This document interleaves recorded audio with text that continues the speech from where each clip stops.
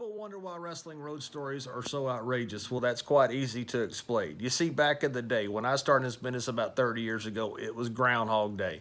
Every single day. We would go to some town and we would wrestle. And then three or four of us would get into a car, get a few adult beverages, drive 3, 4 hours to the next town, and then do it all over again. Guys didn't get in the car and check their cell phones, their internet messages. We didn't have cell phone.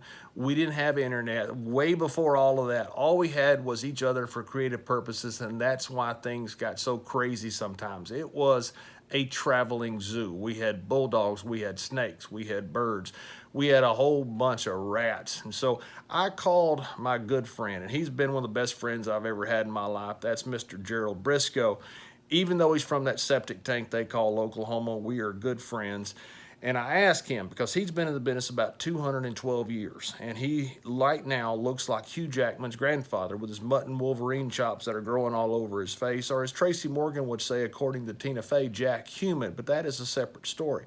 I said, Mr. Brisco, let's tell some stories that people have never heard or have rarely been told. You've been in the inner circle in WWE since almost the beginning. I've been there for almost 30 years in total in this wrestling business.